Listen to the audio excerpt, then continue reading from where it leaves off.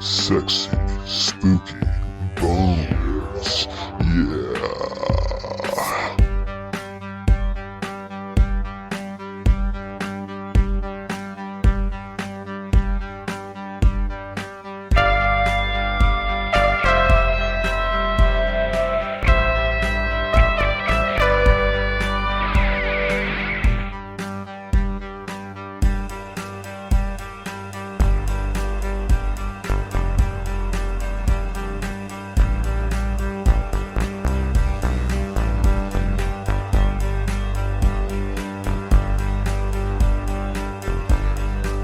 Hello and welcome to the Skeleton Boys, a horror movie podcast. I am Rolando. Hi, my name is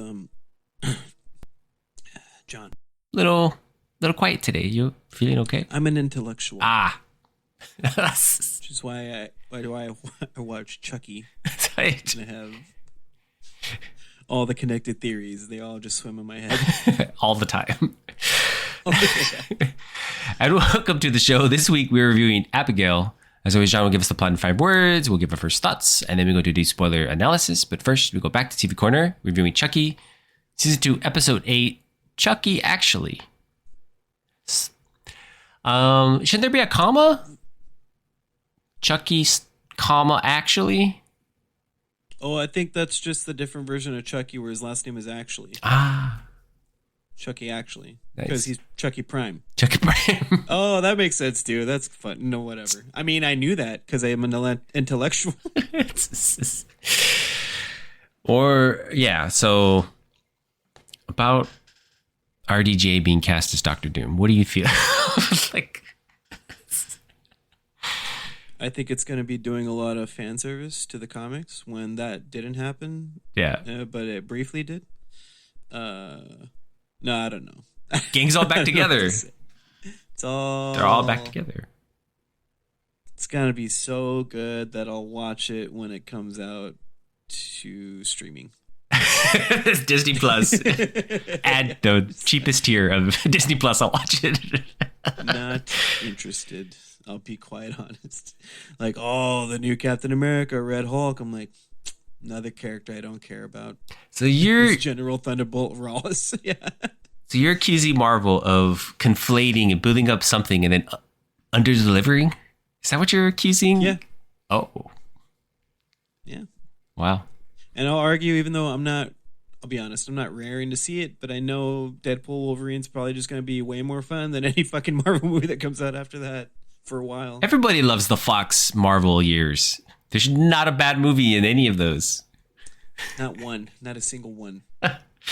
They even had a great television series, the Blade one. Yeah. Excellent. That nobody saw. Or the Wonder Twin one. Nobody saw that either. Or no, not Wonder Twin. Excuse me. That's DC, the real superhero stuff. What was it? Knife and Dagger? What was it? Dagger, Knife, or... Cloak and Dagger. Right? Thank you. God. Yeah. I forgot about that because I think I started watching and I was like, this isn't Cloak and Dagger. What the fuck is this? It was like completely different. Yeah. I was like, wait. Yeah. I'm just glad they never got around to making what is it? Squirrel Girl?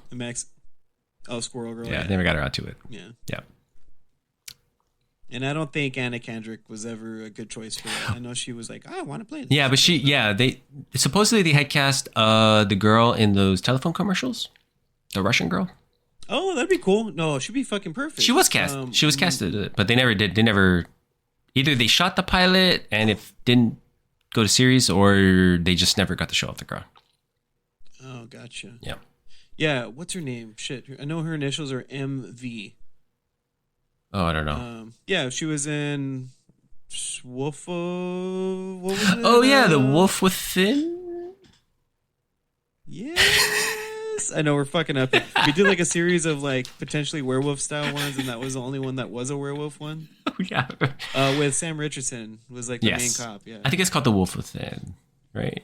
Yeah, that's yeah. I think right enough. It's not because the Wolf of Snow Hollow or whatever the fuck was the other. Was the other one with the really? It was a guy dressed up as the long legs. Wolf. Yeah.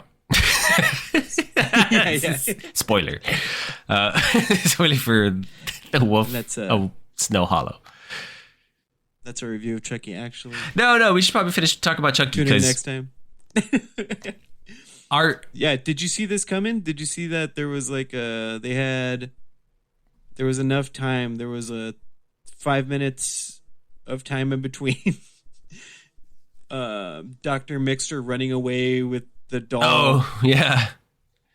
Like there's these 5 minutes we didn't account for it because we got distracted by the redhead nun. Yeah, that clearly makes logical sense. That he can do a whole spell incantation and change bodies, so he's not the one that died. So who died? So technically, are they body swapping, or is that just what's happening there? So the doctor got shot and killed? I think that is the only reason they introduced Jennifer Tilly mid-season as still alive. Mm-hmm. Because I was wondering why they introduced Jennifer Tilly and then just killed her off pretty much the episode right after. And I think it's only so that this makes sense that this happened, that they soul swapped. Because if I recall, Jennifer Tilly and Tiffany's body swapped, but Chucky split his soul, right? That's why they're all alive in these different Chuckies. He Horcruxed his soul and put it in all these other Chuckies, right? Is that the idea? Yes, except this was Chucky Prime. Yes, the OG one from... So it should be better. I don't know. Well, you can do spells really fast. We know that about Chucky Prime. That's true, yeah. Speaking of... It's like Wingardium Leviosa. Speaking of Prime, did you get anything for Prime Day? But yeah. Yeah, but then now I'm trying to understand. You know, I've been seeing that thumbnail where there's like a Chucky that looks really sick. Yes, I saw it. Yeah, it's on IMDb. I'm wondering that's because Chucky Prime is gone. I don't know. I don't know how this works. It's that was my because he's the last one, right? Technically, there's no more. Well, until the ending of this episode, yeah. But yeah. Oh, we'll get there. We'll definitely get there. And then they just because most of this episode we just spent time with the characters. These boring characters, the stars of the show, Jake and Devin and Lexi. They were supposed to be the stars of the show. Yeah, they got real boring, huh? They did because they stopped progressing their story. There's a part where, you know, they're all going to Lexi's mom's house to stay for Christmas. Mm-hmm. And how Lexi didn't mention that they were both coming and they're all sleeping in the same room. I was waiting for them to just be like a throuple. And then just call it that, and then they're all asexual anyway. It's that like an asexual throuple, woke mind hive that everyone talks about. Yeah. Their characters got real fucking boring. Like, I don't care. Basically, they just kind of it's a Christmas episode, so they basically just all spend Christmas with each other. It's been how long did they say it was? Like a year? Are we about a year or months? So it's been like it's close to 2 years since they've been back in Hackensack, apparently, right? Yeah, because Jake and Devin are kind of having relationship problems. Yeah, that shit was real lame. I'll be honest. I was like, I don't need this. It's like, oh, I haven't podcasted in like a year. It's not cool anymore. I'm like, they're not fucking kids anymore, right? Like, we're not assuming that they're still 15, right? Yeah, exactly. And it's really a tough sell because I think you mentioned it, but they look like college kids. Yes, they look like 30-somethings now. Like they're like, dude. They're showing their age very, very rapidly, and I think that's maybe hopefully the third season they age them up so they can just be like, we don't care about the high school shit anymore. Let's just let them act more or less in the range of their age. Because even at the very end, there's another time jump, right? I think it's like 3 months later, 4 months later. I don't want to like pick on people's like appearances. I think that's like really insensitive and kind of gross. But it's hard not to mention the fact that they visibly have all changed, like facial features, everything. It's like they're growing up before our eyes. Basically, it's going on here, and it seems very rapid. Episode to episode, they seem older and older and older. And for all intents and purposes, we are technically binge watching this. True. Like, you know, so we don't have any sort of like time in between these things. Mm-hmm. So it's happening very quickly in front of our eyes. Yeah, I mean, And if you're Johnny, who's co-host, you tend to watch episodes ahead because you just don't pay attention to which episode you're watching. yeah. Okay, so what happened with? Okay, so Glenn was shot. Glenn is dying. Glenn is dying because of the shot. Nika shot Glenn. And tried to shoot Tiffany. And they get the idea of saving her by putting her in the body of the doll they came from. Yes. It's them. Sorry. I don't mean to be insensitive, but the body, Gigi, right? Yes. So, yes. And Tiffany goes along with the whole thing because Tiffany's the only one that knows the spell, which is kind of silly because Tiffany's still carrying around the same Voodoo for Dummies book that Charles Ray had in the 80s or whatever. So they just body swapped them. They were body swapped, right? I don't think so. I don't know where these kids came from, to be honest, because unless there's no soul to swap. Does that make sense? Like the doll. Oh, the doll's not alive. Yeah. Right. Correct. Right. Yeah. Yeah. So you're right. the doll just reabsorbed both Glenn and Glenda. Yes. No. Well, only Glenn, right? Because Glenda, they are alive. They're okay, right? No, I think they became GG. I don't think there is any more. Glenda? Yeah, I think they're both in there now. Right? Didn't I catch that correctly? Like, Tiffany goes and when Tiffany talks takes her to the airport. I don't think. Now I'm confused. I remember it being to save Glenn's life. They put her soul in the doll. The doll went on to became its own thing and started moved to overseas or something, right? I was under the assumption Europe or something. Yeah, to start doing. Gigi was going to Europe, travel Europe. Glenda was still alive though. Glenda didn't join Glenn. Well, here's the issue. Then the doll they wouldn't call the doll Gigi. Does that make sense? Yeah. It would just that does make sense, yeah. So I think Glenda got to a point where they couldn't live without Glenn and they were very serious about it towards the end. So I just have a feeling. Are you pulling up your notes? Yeah. On www.google Rolando's notes. Child's Play fandom wiki Glenda? yes, I am. I want to say that's what happened. Let us know in the comments below. Okay.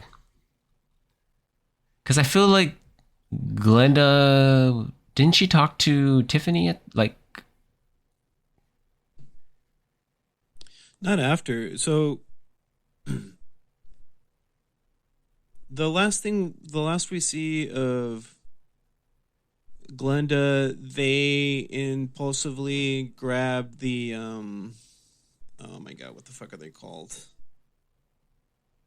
Oh my god, I feel dumb. The things that shock people, defibrillator to I think I sent you a joke text saying, I guess this guy was made of kerosene. No. Oh, yeah. Because he caught fire. Yeah. You're right. You're absolutely right. Yeah. I don't know why that wasn't explicit to me, but you were right. Yeah. It says here, after they put that guy's head and burst into flames, Tiffany finished the ritual and leaving Glenn and Glenda's human bodies devoid of their souls as they are combined into the doll. So yes, they are now back as Gigi. Famously voiced by, I was gonna say Brandon Boyd. Can you imagine? That'd be more exciting. Billy Boyd, who played Pippin Yeah. in Lord of the Rings, and also voiced original Glenn Glenda. Yeah, that's a weird. I was like, why is the voice different? And I was like, what is this? Oh yeah, and I had to explain to you, right, that this is just every once in a while in this Chucky show, like very rarely, they do a little bit of fan service. That's good. It's good that Yeah, never happens other than right now. But it's nice for people to just give something back to the fans. yeah, instead of this, like, because Chucky's been nothing but just a casual viewing experience, right? Super casual. You could just pick up any episode and watch it, and you'd totally be caught up.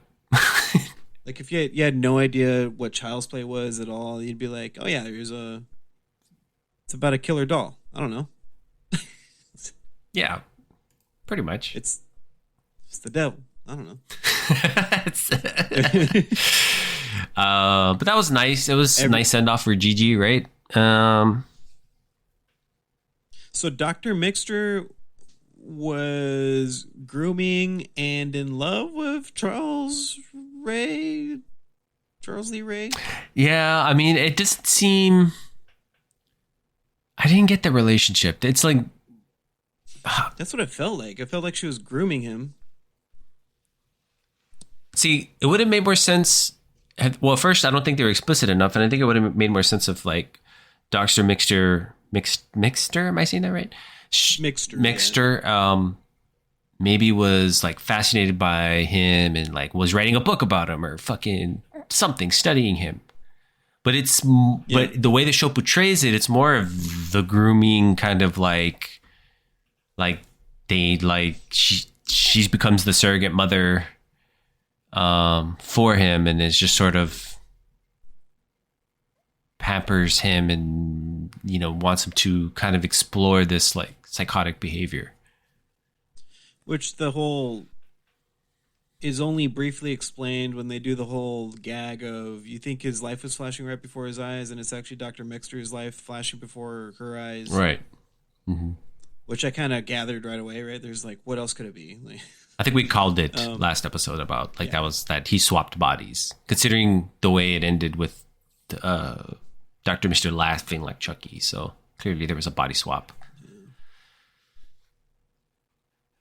Well, why go through all that trouble? Well, I guess they just needed to get him out of Nika, right? That was the only important thing. And then Chucky very quickly dismissed her as any sort of importance and got her killed. Pretty much, yeah. While, I mean, they kind of do this pretty regularly because, like, the nun also was worshiping Chucky. She was the redheaded nun. That's right, yeah.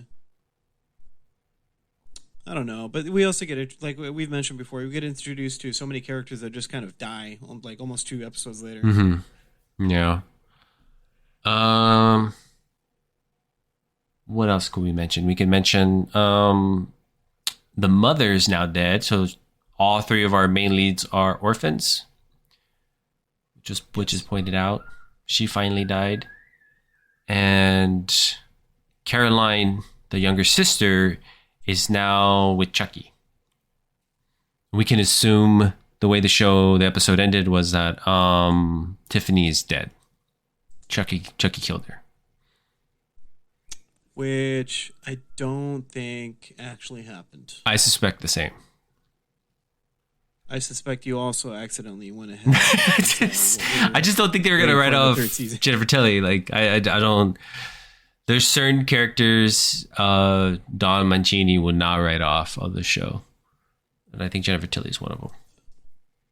Even though they had a nice ending for Nika, but they're not going to write that character off the show. So she's back. I mean, now Nika's actively obsessed with Jennifer Tilly, which makes me think Nika's going to be the only one that sees where everything is going. Yeah. I agree. And then she's going to be more important. She's going to be like, you know what I need? I need a bunch of underage kids to help me. So she's going to go back to Hackensack, adopt the 3 kids. Well, no, we know it looks like for some reason it was explicitly needed to have the teacher Mrs. Fairchild, the redhead Mrs. Fairchild, to come in and like basically looks like she's going to be the surrogate mother for Lexi and the other three. Does that make sense? Yeah, is that going to be weird if they all get adopted and two of them are dating, kind of, even though they have the most platonic relationship I've ever seen? It's 2024, man. Everyone's dating everybody. It's fine. There's no gender anymore. It's fine. I bought you this podcast set. You like podcast stuff. Nah. Maybe I should get you. I'm not into that. I'll get you a podcast set for your birthday, John. Nice. But it's got to be the best top of the line one, because these kids casually have hundreds and hundreds of dollars to just blow on stuff. Whatever I find at Best Buy, yes. If that's what it is, yes. Anything else happen of note? If not, then we can just do like opinions of season 2. Television spoiler, you mean? So Chucky gets hacked up by this mini little quiet chainsaw he bought for himself as a gift to himself because he said he deserved it. That's right. Yeah. And there's a bunch of cute little things where it says like 2 days left in chopping day or whatever, something like that. Mm-hmm. 2 chopping days left before Christmas. Oops. Uh-oh. And then Lexi is able to grab, after Chucky jumps, cuts her mother in half with a chainsaw because she's trying to get a like video with Jennifer Tilly or something, right? I think. Yes. Yeah. Because Tiffany went in to go try to find that doll so she can transfer her body soul into the doll. Mm-hmm. Sliced in half. Chucky's got safety glasses because he's a good person and cares about safety and OSHA standards. He's stuck there. Lexi grabs a chainsaw and starts hacking Chucky Prime into little pieces. And then that's when the reveal of the younger sister, who I thought was possibly autistic or something, is just evil. Evil little girl. Yeah. And runs away with Jennifer Tilly and the doll. Yeah, she joins them. And then cut to 4 months later or something, 3 or 4 months later. Yeah. Tiffany's having issues transferring her soul into the doll, and she doesn't know why. It's because the whole time Chucky had gotten liposuction or something. Like the dolls aren't the same size, and I think that's funny. I actually did think that was funny. Starts peeling off like hair and stuff and revealing it's another Chucky. Not Chucky Prime. Not Chucky Prime. Because technically Chucky Prime is dead, right? Yeah, I'm assuming. I don't know. But Nika has also been tracking them, and Nika was able to track them to where they're living now, which was obviously New York, Japan. According to the CGI landscape. They got an apartment right near to Times Square. Times Square, Tokyo, or whatever it was. Yeah. I like paused it. I'm like, I get it's supposed to be kind of Times Square, but it doesn't. What are these Asian people doing here? What's going on? Right. Yeah, that happens. So there's. That's how it ends, and then it actually ends with Chucky, who had been narrating the story, right? Right. Comes back. Mm-hmm. And very quickly, he's trying to sing a song, and then they say, hey, you only got like 30 seconds left in the thing. So he does a quick version, speeds it up. And that's when you see that the doll's been there the whole time. I don't know if that means anything. I don't think it does. But well, I always thought that was weird, like, because they kept showing that stupid doll throughout the season, and I was like, well, what is the like purpose of this other than showing that the psychiatrist had a thing for dolls? Obviously means she knows who Chucky is, which is. But then that like wedding doll has been around since like the first season, I think. Oh, this is season 2. Sorry, no, we're in season 3, right? No, this is what 2. Season are we on? 2. This is 2. Yep. Yeah, so I guess they paid it off by just being, oh look, it's another Chucky. Yeah. Cool. I guess. I don't know. Unless that's Chucky Prime and the Chucky that that had the chainsaws, not just another version of Chucky.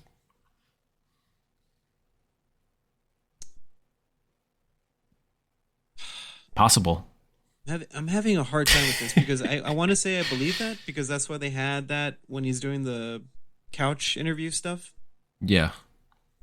But he was narrating one of the stories, right? That he wasn't in. That I guess that makes sense too. It's the only episode that doesn't involve Chucky, except for him narrating what's going on. The Clue episode. So this was. I feel like that lines up a little better now. I guess that checks, right? Yeah. So there was always an opportunity for that to happen. Okay. That we were, misinformed about how many Chuckies were alive. And that, there's one more. So he's just been like a dormant doll the whole time, and then he swapped with Chucky Prime? Makes sense. I mean... He's able to split his soul. You just mentioned that Chucky Prime is able to split his souls. I don't know. Well, I mean, also the psychiatrist was very protective of that doll. They do have to do a little explaining. I'm sure they have an idea of who and what all that is. Either Prime Chucky's dead finally, which in reflection seems less likely, right? So... Oh, you know what? We did get Brad Dourif saying that he's trying to retire. I'm wondering if this is like the way out. So the doll was Chucky all the time. I don't know. I mean, we'll find out real soon in season 3 next week. It's true. I mean, I feel like it's going to get explained. Every single thing has been explained pretty thoroughly. Yeah. Right? Sure. Okay, we've been going a little long, but yeah. Do you just want last thoughts on season 2? Opinions as a whole? I like the Christmas theme of it. I thought that was a fun little ad. I think that's what really did it for me this episode. Otherwise, it was like, oh, okay, nothing's really happening. Mm-hmm. I think this was a good season, not a great season. I think season 1 is still pretty great. Really felt like but this was a good season that had a lot of, I think they set it up well, a lot of potential of putting the kids kind of into Chucky's past by putting them in that church school or whatever. And I don't think they fully explored every avenue of that. I think the show got too mired in its own mythology and, just focused too much on things that I didn't particularly found interesting about the show. So, but there's still things to enjoy, still things to like about it. I just liked a lot less of it than I did the first season. Yeah, I agree with that. Even though I think you didn't particularly like that episode, but I did enjoy the Clue style whodunit one. Yeah. The Glass Onion episode I enjoyed. Glass Onion. Yeah. Okay. On to season 3. We will probably pick up season 3 TV Corner next week. Next week. All right. Let's move over to our main review of Abigail. John, do you want to give us the plot in 5 words? Johnny. 5 word plot summary. Rolando, drum roll, please. No, we can just say that's pretty good. All right, we'll tune in next time. For Abigail, coming in at number 3, bad people learn crime bites. Nice. Accurate. Coming in at number 2 for Abigail, meaning, what is it? Father's joy or something. In Hebrew. Just, you knew that off the top of your head. Yeah. Proof babysitting can really suck. Yes. And coming in at sensing a theme. Yeah, actually, coming in at number 1, R.I.P. Angus Cloud, talented guy. Yeah. Before we talk about anything, I want to say I've never seen Angus Cloud in anything. I've never watched Euphoria. That's where he's from, right? That's what I read. Oh, he's fucking fantastic. He is so interesting. Yeah. He's an interesting actor because he just seems like he's playing himself. Kind of like he's just authentically playing a guy who's kind of dumb and dumb over his head, can't read the room, and I enjoyed his performance quite a bit. In Euphoria, he is really worth a watch because he plays a young drug dealer who mostly keeps to himself, but he's got a heart when it comes to like Zendaya, because he's like, you need to get off this shit. He's like one of those drug dealers. And then he gets mixed up with all the fucking bullshit. Fake drug dealer. Got it. Drug dealers don't care. They just want money. But no, I got your point. But yeah, no, there is a despite him playing kind of like a dumb henchman or whatever, he plays it very well. I wanted to point out, they didn't kill the black guy first. They killed the guy that kind of acts like a black guy. Yeah. According to movies. I thought it was a very interesting, refreshing presence on screen. So RIP to him. Yeah, he was fantastic. Yeah, I really liked him. Abigail was co-directed by the guys that did the last two Scream movies. So, which we didn't like the last one, but we liked the one before thankful we didn't get Jenna Ortega in this, is what you're saying. Yeah, yeah, she should have played Abigail, but whatever. Yeah, so John, what are your first thoughts? Oh, I enjoyed the shit out of this. There's like a couple things that I wanted out of it, but no, I was like, what am I doing? Like, it's fine. It's I feel like this is a movie that's in your wheelhouse because it is not elevated horror. So what is that supposed to be? A fun horror movie. I don't know. It was just fun. It was fucking great. Like they went out of their way to make these characters. Yes. Like each of the characters had its own specific set of skills or whatever. Yeah. Fantastic. It's unfortunate that Kevin Durant was clearly the worst part of the movie. Just kidding. He's the fucking guy that steals the spotlight every goddamn time. Yeah. I wasn't expecting him to be that character. Like, he's just the dumb muscle who's tired of being the dumb muscle, but he's just so stupid. Like, there's even a moment where, oh no, I guess it's a spoiler, right? Nobody knows what Abigail is. Just kidding. they reveal it. Premise of this movie, right? They reveal it in the trailer. Yeah. I think even in the teaser. Yeah. So at one point, Kevin Durant's still not getting something fully, and even Abigail's like, just like if they got this little girl to go like, holy shit, fucking kidding me. Like, just like, I was actually expecting Kevin Durant to be one of the people that survives for whatever reason, even though he's easily killable. Right. I kind of felt like he should have died. There were a couple of scenes where I thought he would die, but he didn't. He kind of went on, and not that there's a spoiler there, but but I mean, he gets stabbed repeatedly with the little cross necklace that he has. There are a lot of instances. But then I realized, it's not a very big cross or anything. It's like tiny, but like, damn, that was brutal. Mm-hmm. But yeah, what do you think? I, as the as you described me, common man horror fan, since I don't like elevated horror, I really like this movie too. I thought it. Yeah, it was fucking great. Yeah, I think this is a great example of a mainstream horror movie, and that's not a knock whatsoever. I think that like don't like. A lot of people have baggage when it comes to horror movies, or they just immediately have some conception of what it is. I thought this was a good example of a movie that is a horror movie, yes, first, but it also is, I think, broad enough to where a masser audience would see it. And I think this, from what I understand, when this movie was released, it was a hit. It was a pretty decent size hit for the movie. I hope so, because there's potential for a sequel. You can easily make a sequel, and I liked. Yeah. And I also thought basically it's just about, I don't know how many, what would you say, like 4 or 5 criminals who kidnap a kid, which is very similar. They're kind of riffing on that famous storyline. What is it? Let me just look at my notes. Dracula's son or whatever. Or the ransom of Red Chief, right? That idea. Oh, yeah. You know what I'm talking about, right? Like where 2 men kidnap a child and of a wealthy man's son, and then the son becomes like unbearable, so they try to like get rid of him because the son is. That trope you see a lot in like kids movies and stuff like that, where these group of criminals try to kidnap a kid, thinking they're going to make a big score, but the kid is more of a headache than what it is. It originates from this story, The Ransom of Red Chief, but it's been used in media over and over and over again.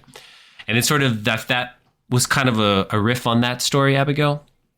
Yeah. And I thought they did a really good job of, they easily could have made these 5 characters completely faceless and forgettable, but I thought the actors and the writing gave them moments, so they each kind of were unique. They had unique personalities throughout the movie. Yeah. So, and there were 6 of them to start. There were 6 of them. Yes. Yeah. Like I thought each actor brought something different, and there was very defined characterization. So, what is it, like the burnout thug, the muscle, the medic, the computer whiz, and then the leader. The leader, yeah. Or wait, there were 6 of them, and then Giancarlo, no? Well, not Giancarlo. Was I don't think it was 6 of them. I think that was all of them. That was from the group. Yes. 1, 2, 3. Oh no! And then the good guy. Yeah. Which was like I saw that coming, but I was like, no, they're gonna fight together. And like, nah, okay, that's cool, but just because he was like he was a cool character. I appreciated that they didn't try to make it like a sexual thing, and it was just a mutual understanding of like survival. Yes. Which is probably why. What are we considering a spoiler in this? The end. I would say the like. Okay, so we know that she's a vampire. We're not spoiling anything. You can watch any trailer, and it's revealed pretty early on in the movie. I would say the stuff that happens at the very end is who survives, who dies would be a spoiler. That's what I would consider. Okay, yeah, because that's what I was trying to get at. Like, do we mention who gets killed? Because obviously people are going to die. Right. And I think from the trailer, you kind of gather who the main character is. Of course. Yeah. And you gather it, and then it's not Kevin Durant after all. And you're like, oh, okay, well, we'll see if I like this movie after all. Yeah. Yeah. I think this movie had a lot of, it was fun, funny, and I thought that it was also a lot of blood and horror. And subverting expectations at each turn. I thought they were actively trying to just present something very familiar and then subverting it in ways which I think they successfully did it. For entertainment wise, right? And it was fun, and hats off to Alicia Weir. She was fucking fantastic. Right, yeah. She was the Abigail. She played Abigail, and I was like going to say like I tend to be really hard on kid actors, but I did enjoy her performance. Yeah, Rolando fucking hates children, and if you've listened to any other episode where there's a child involved, he's got some opinions. Explicitly note how terrible they are. I'm like, Rolando, it's supposed to be a newborn infant, and I'm like, yeah, but I don't have to cry. When he was being eaten, I didn't believe it. I was like, yeah, this is the first omen. It's supposed to be a baby. I'm like, yeah, but the baby could have been better. Like, it could be more evil. Yeah. Didn't have a problem with her either. I thought she was excellent. Yeah. I mean, everybody was pretty excellent. I didn't think there was a single weak character in this, and I think that was what really carried the movie. Yeah, I agree. And I have to note, I am a huge fan of Dan Stevens. I think has movie star looks, but he always plays like these eccentric character actor. So I think that's how I'll describe Dan Stevens. It's like he's always plays eccentric people or character actor, and which I know is your favorite term. But he has like movie star looks. Like he easily could have been in Twisters or anything else, right? So. Oh no, I guess I can't mention it. There's another cameo at the end that confused me because there's somebody that looks a lot like Dan Stevens in makeup. And I was like, oh, what? Yeah. Anyway, I was like, how are there 2 people? How is he 2 people? I don't understand. What'd you think of Lisa Frankenstein? Did you like her in this, or did you not? You know what? This is actually, I was thinking about it, and I was immediately starting to like dismiss it because You hate funny women. she was fucking great and freaky. Okay, yeah, that's true. Yes. She was. And actually, no, I do recall Lisa Frankenstein. It wasn't like she was a problem. It was just the movie kind of sucked. Poor direction, poor script, or poor direction interpretation of the script. Yeah. Something like somewhere right there is where we landed. Yeah, I actually thought she was really funny. I think she had like the broadest, funniest part, and I thought Catherine Newton was excellent in it. So yeah, she's great. Yep. I thought they were all great because even Melissa Barrera had like a kind of a boring part, but she did great. Yeah, she kind of just is, the hero, straight lace, kind of with a tortured past or whatever. If you want to talk about it, but which is, she was one of they like trying to think as logically as possible, and it's not even on her that she got the little Abigail lying to her is very understandable that she wants to believe the little girl. I also really liked that this is a movie about not believing little girls when they say things because they're lying all the time. Is that what you're guys? It's like she's saying it, but I don't believe she's saying it, Abigail. No, it's the. No, I was gonna say. Oh, I lost my train of thought. It's nice that the characters in this acknowledge that vampires are in media. So they just immediately start rattling off like movies and things that you would typical tropey things you see, like garlic, wooden stakes. Actually, Newton makes jokes, right? Like, are you talking about like fucking Twilight vampires? Are you talking about these vampires? Because they're all different. If that's what you want. Yes. Yeah. And then, you're right. They all acknowledge it, but not Kevin Durant. No, this guy. Yeah. So Kevin Durant plays. Yeah, he's just dim-witted, but he seems to have a kind heart, even though he's a murderer. But but it is funny, like when they start acknowledging like vampires exist, he's like, no, and he starts coming his ears, like, basically going la la la la la la. Yeah, and I love that. Was it Catherine talks about garlic, right? And she brings a bag of onions. Oh yeah, she's like, I don't know, I don't cook. Oh yeah, because they establish her as being somebody that got bored with her life because she was already rich, right? Yeah. So she found ways to like, she's a hacker and just stealing money. Right. Yeah. Yeah. So she's like, I don't know how to cook. It was a big ass bag of onions. So, but yeah, no, there's a lot of good moments, and I like that they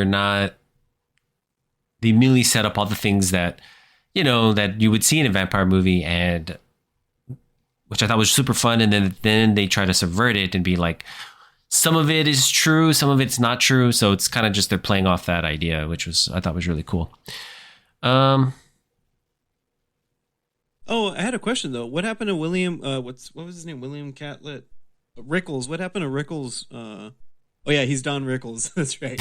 Yeah, because they all got named after the Rat Pack, and allegedly Don Rickles was like an honorary member. Yeah. But his sniper gun just went missing. I guess Abigail just threw it away, or maybe I guess there was one other person that's revealed to be there the whole time as well. Maybe he took it. I don't know. Yeah, they weren't. I think they were only spectating. All points pretty much points to like Abigail was the one who was basically. I think she basically trying to kill them. Yeah. So yeah, so you know what's pretty impressive about this movie too? Yeah. There's only like 8 people in the cast. And it all takes place in one area, one place. It all takes. And allegedly, actually in that mansion for the most part, not on a soundstage. Oh, really? It was not a soundstage? Yeah, this place in Ireland. Yeah, this mansion. Oh, cool. That's cool. I mean, I'm sure some of it had to have been soundstage, but. I think this definitely happened. I think I was reading that. Didn't it? They had to stop during the strike. Was it the strike? Yes. And fortunately, as well as unfortunately, but fortunately, Angus Cloud had already filmed all the scenes. Yeah. And then he, so they basically shot what they consider the first part of the movie, and they shot the second part of the movie. So, but yeah, no, I really enjoyed it thoroughly. Do you want to go into spoilers? Sure. Okay, let's go into spoilers. Wait! No, stop talking, guys. Stop the podcast. Please stop the podcast. Because we're about to go into spoilers. Abigail's a vampire. Is she though? Yes, yeah. 100% is. She is. Yeah. With daddy issues. And I kept believing, what was the name of the character that, it was like a playoff of Vlad. Oh yeah, he had a couple of names, right? He's only credited in here as the father. Yeah. Which was played by boring actor Matthew Good. That's what I was saying. Matthew Good in vampire makeup looked like Dan Stevens. I'm like, why is there Dan Stevens playing a second character? I was like, what is this Mia Goth bullshit happening? But it wasn't. Low-key was... And then when I looked at him, I was like, oh, it's Ozymandias. Do you think there's a joke, like a subtle joke they're trying to make that... Because he looked like Robert Pattinson. Because a little bit, right? The way he did his hair and the way he did the white skin, he low-key looked like Robert Pattinson from Twilight. I wonder if that was a subtle joke. Possibly. I don't know. I guess we could have a second movie come out and tell us, because I assume they're going to make a second one. Villains died, so yeah. Yeah. I'm assuming they're going to make a second one. So, all intents and purposes. Matthew Good, I'm not a big fan of Matthew Good. So, only because it's not his fault, but he was cast as Ozymandias, and he is nothing like Ozymandias. Yeah. Not even remotely close to the look and the what was there to play. It didn't work for me. Yeah. How'd you feel about him being a vampire, though? Also underwhelmed. Yeah. But it was also such a strange... So I think it's we forgot to note that there is a relationship between Abigail and Melissa Barrera's character. Joey is what they call her. Right. They all have fake names, right? The Rat Pack names. Mm-hmm. And even though Abigail is evil and potentially centuries old, she's still childlike? She still needed a dad. Which I'm guessing what Friend. they're playing on is she got churned as a child intentionally by her father, which that might not even be her real father. But so her brain development never fully got to a point to be mature, I guess. Well, I mean, to be fair, you never really get over your daddy issues, right? I mean, so especially if your dad's Matthew Good. see, that'd be horrifying. But yeah, I think part of also because I think she was lonely, right? I mean, yeah, probably a little bit of she just really wanted her dad to be there, so she would stage all these things.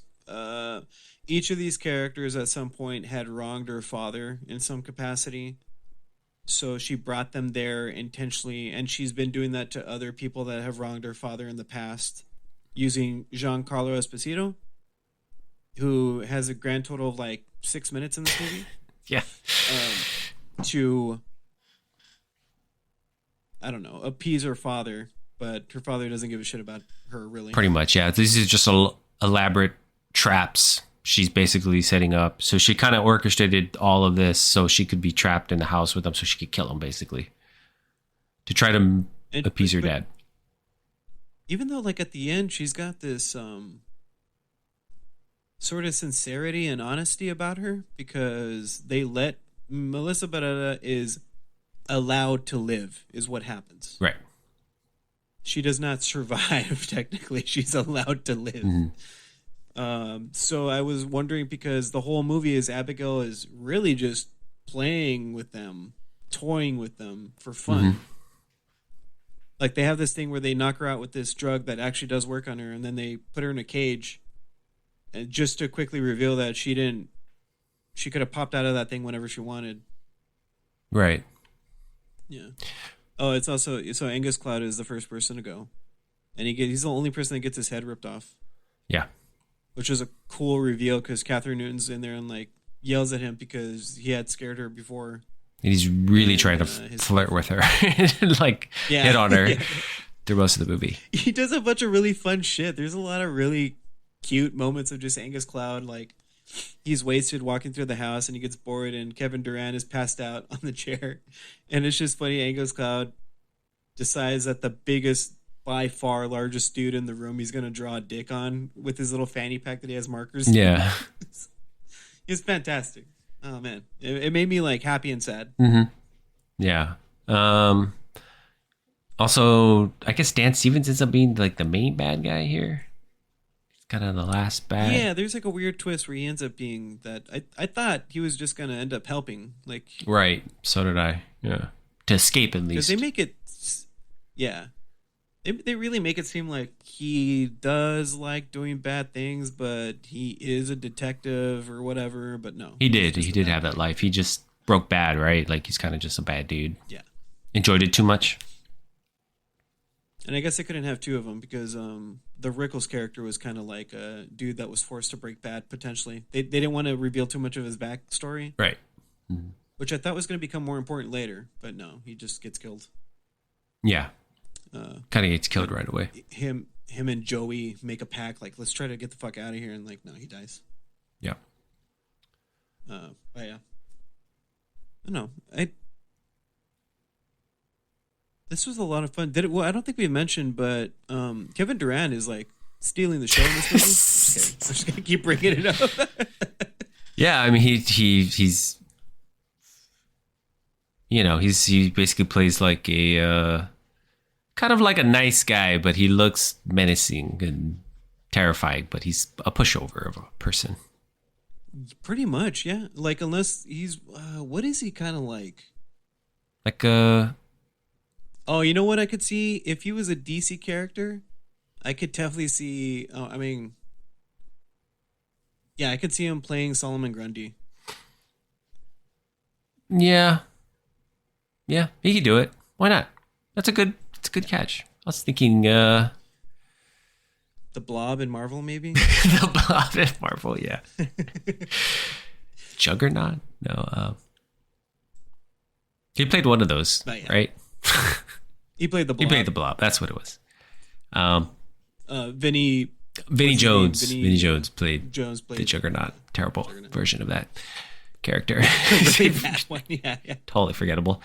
So I'm saying, maybe it took me a while to warm up to Kevin Durant, but I would love to fucking watch him play him because he's such a good versatile. Like when you first see him in this movie, because I didn't know what kind of character he was supposed to be playing. Like, oh man, he's gonna be the dude that's just fucking trying to rip people apart, aggro, toxic masculinity. Right, yeah. But he was quite the contrary to that. He was just like, I think he loved getting wasted and.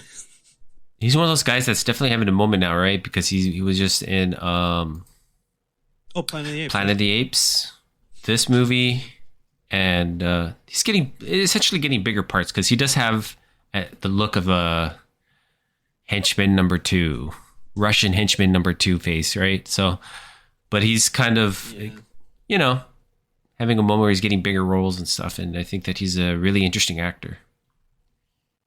Like I hate to say it, but I think it's very difficult for actors taller than 6'3" to be considered anything more than just that character. Unless you're like Tim Robbins, who is also 6'6", right? Because Kevin Durant is 6'6". Yeah. Tim Robbins never really did like the tough guy. I wouldn't consider Tim Robbins a tough guy. He's ever at all. No. More control of the things. He was more picky about the stuff he was in. If that makes sense. Yeah, like he agreed to be in Jacob's Ladder because he's like, okay, so it's just close-up shots and medium shots, so you can't tell that I'm 8 feet tall. All right, let's go for it. Tim Robbins is a director. Director. And his son, right? We just, I was going to say we just saw him in something. Didn't we? Tim Robbins has a son? Yeah, with Susan Sarandon? yes. He's the guy that came out in the Halloween, the latest Halloween reboot, the first one. Long hair. He's in Blockers, the movie with the John Cena and Leslie Mann and Ike Barinholtz are trying to stop their kids from having sex. I did not know this, so I'm actively looking this up. Did you? Yeah. He's fun. Oh, I feel like we just saw him in something. He had his hair short. Unless I'm thinking of a different movie. I don't know. Miles Robinson? Sure. Tim and Susan's. Yeah, this is him. I don't know what. Oh yeah, he was in Halloween.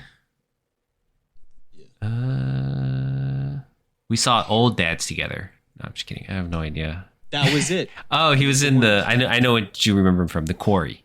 That's what you remember him from. The game I never finished playing.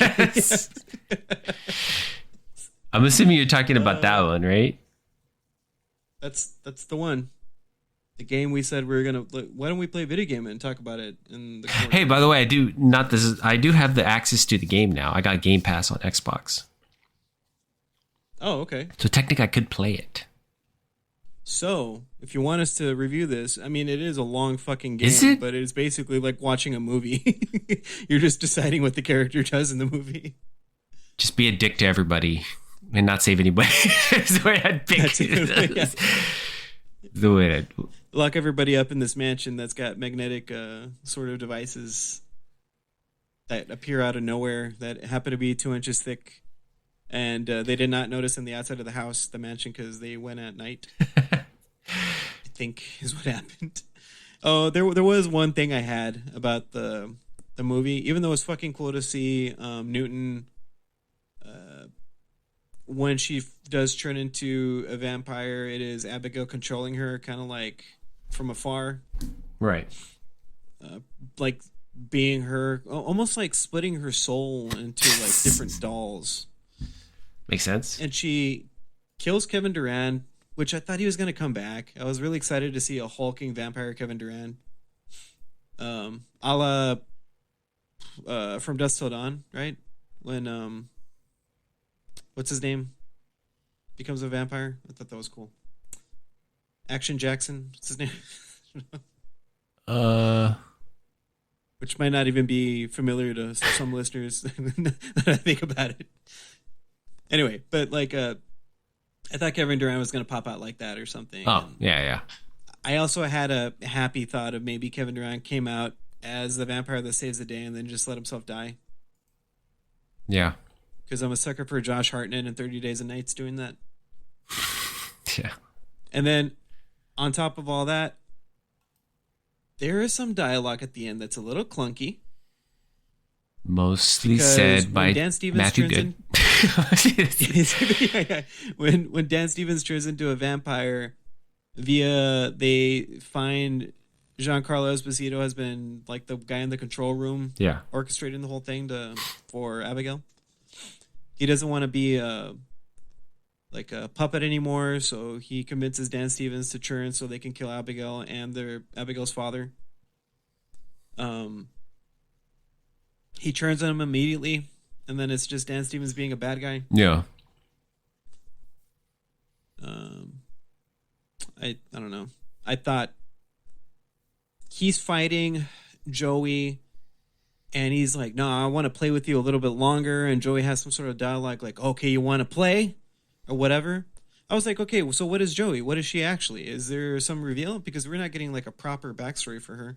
Just that, I was going to mention this, that I think why Ricketts and her connected is because she was the army doctor. And he also was in the military, right? Because he was very straight laced, had a like military haircut and everything. The character, yeah. So I think that's what I assumed why they were like partnered up right away, because they kind of had that background. But she was a medical doctor who got discharged or dishonorably discharged because she was a drug addict and lost a patient or something, right? And then lost her son. Became a drug addict. Which the patient...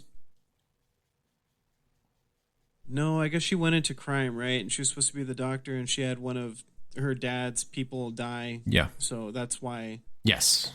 But I just thought it was going to be like there's a reveal of something else, and then she fights Dan Stevens and or Abigail or whatever. Right. In my mind, I always want there to be werewolves when there's vampires, and I want them to... The only way to do it. It's just what I want all the time. Yeah. It's bats versus dogs. Let's do this.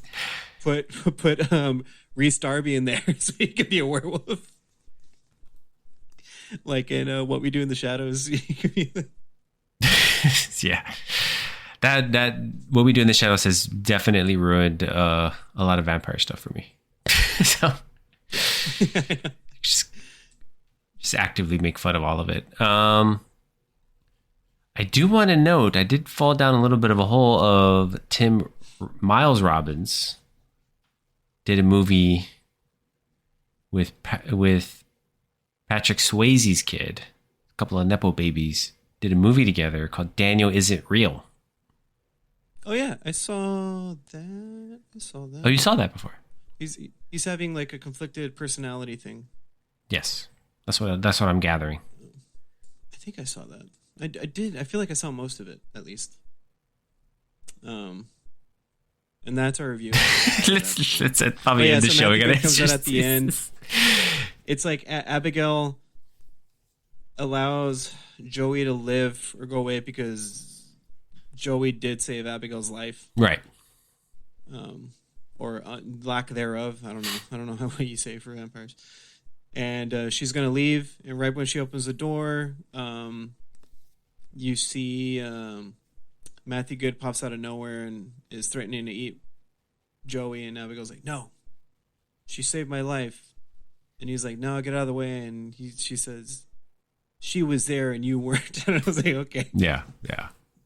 We got kind of cheesy there, but then kisses her hand, gets excited because everybody's covered in blood. It's a very bloody movie. Yeah.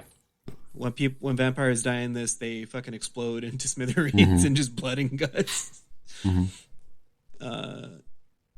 And then he just says, "You should go. It's very close to dinner time." So she just fucking leaves, and you see that they make it seem like she's got one last hit of some sort of heroin or something, but it happens to be just a crumpled up lollipop.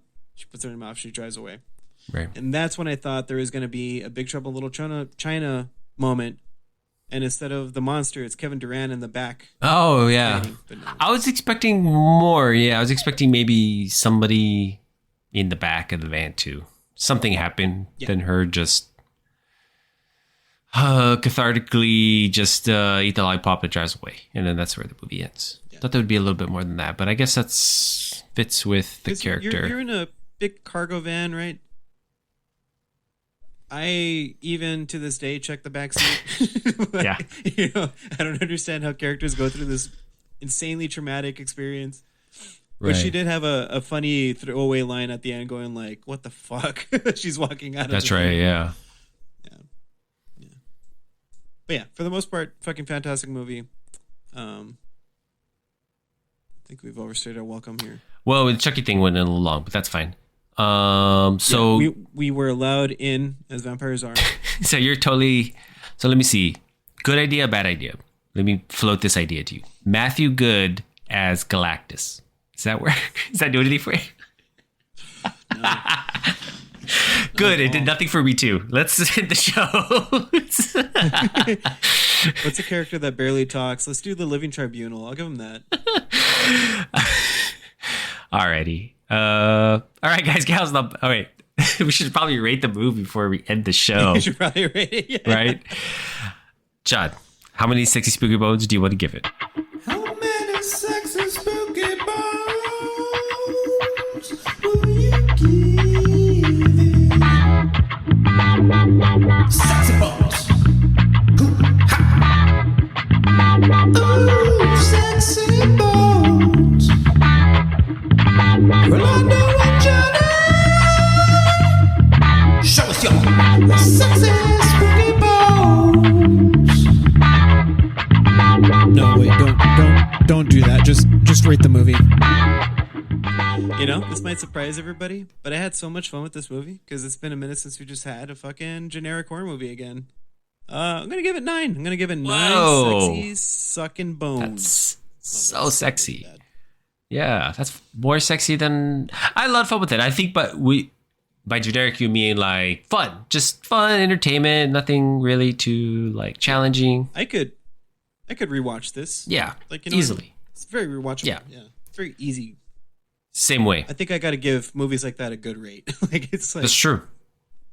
I can recommend this without being like, okay, when you watch it, just be aware that this or that. I can just be like, just watch it. It's good. Yeah. You don't have to preamble any of it. Just a fun, entertaining movie. 100% agree. I will, though, give it an 8. Okay. Give you an 8. It's also Kevin Durant's in it. Just before you finish your rating. Okay. Kevin Durant. He gets a 10 out of 10. Kevin Durant gets a 10 out of 10. The movie he does. Abigail gets an 8. So everybody was fantastic, but I just thought like, man, Kevin Durant is fucking excellent in this movie. yeah. So funny. Yeah. Cool. Let's end this. All right, guys, gals, non-binary pals. Thank you for listening. And as always, stay spooky.